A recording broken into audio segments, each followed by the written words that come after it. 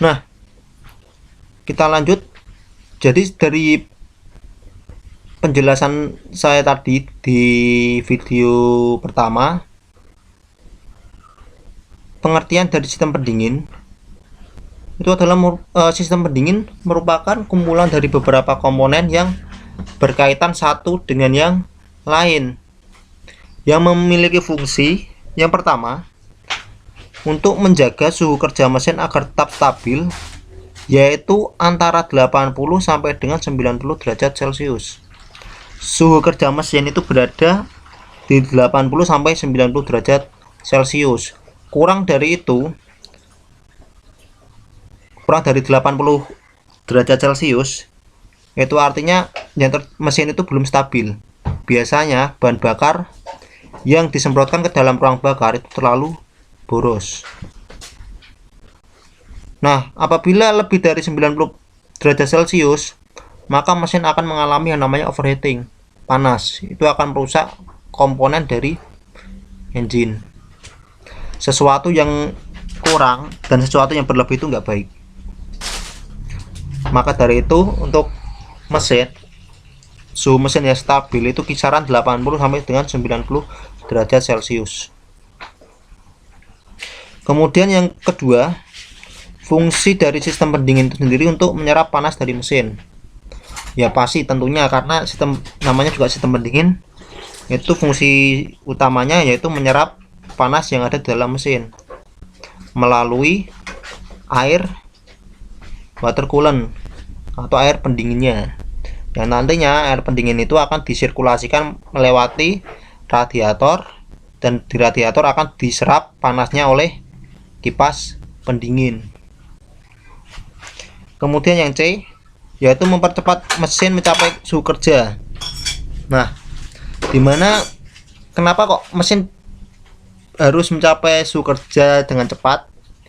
Itu nanti ada komponen yang namanya termostat. Dia yang mengatur kapan air yang ada di dalam radiator, di dalam sistem pendingin itu dialirkan menuju ke radiator untuk dinginkan, dan kapan air tersebut tidak dialirkan tapi langsung dimasukkan ke dalam mesin kembali. Nah, itu tujuannya untuk mempercepat suhu mesin, kerja mesin. Kalau misalnya sudah tercapai, maka air tersebut akan dialirkan menuju radiator. Itu adalah fungsi dari sistem pendingin. Salah satunya, kunci utamanya adalah cara kerja dari termostat. Nanti kita akan bahas mengenai komponen-komponennya. Kita harus pahami dulu mengenai fungsi dan pengertian dari sistem pendingin itu dulu. Kemudian yang keempat, fungsi yang keempat mengenai sistem pendingin yaitu memindahkan panas dari mesin keluar untuk heater system. Apa itu heater system? Heater system itu adalah suatu sistem yang ada di dalam AC. Ya. Lupa, sistem air panas yang ada di radiator kan panas, Pak. Kenapa kok dimasukkan ke dalam sistem AC? Padahal sistem AC itu dingin. AC kan dingin, Pak. Jadi gini, di sistem air conditioner itu tidak semua sistem air conditioner itu dingin. Akan tetapi juga ada yang panas. AC itu enggak dingin, tidak hanya dingin, tapi juga ada yang AC yang panas.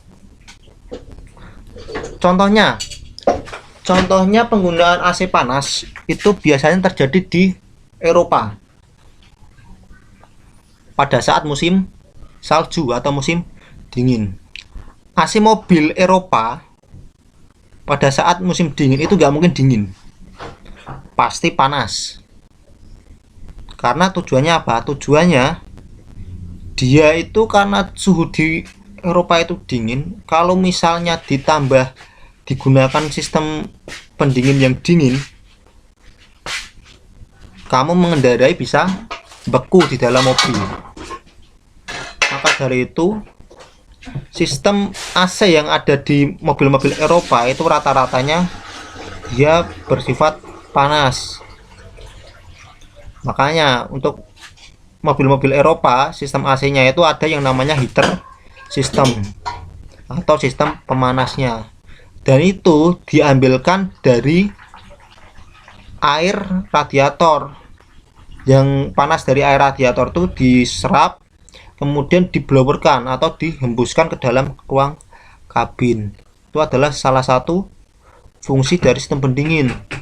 Selain untuk menjaga suhu kerja, kemudian menyerap yang panas yang ada dalam mesin, kemudian mempercepat mesin mencapai suhu kerja, ternyata sistem pendingin itu juga bisa menjadi sistem AC atau bahan untuk sistem AC, yaitu penggunaannya biasanya di mobil-mobil Eropa atau di mobil kendaraan-kendaraan yang memiliki iklim dingin. Kalau di Indonesia heater ada Pak, ada, tapi tidak semua mobil ada. Tidak semua mobil. Kalau kalian mau cari di Avanza, Mobilio, kemudian Kijang, terus Innova, Pajero, itu kemungkinan tidak ada. Tapi kalau kalian mencari seperti di Lamborghini, kemudian di Porsche, mobil-mobil buatan Eropa, terus VW atau Chevrolet, Captiva dan lain sebagainya, itu ada sistem heaternya.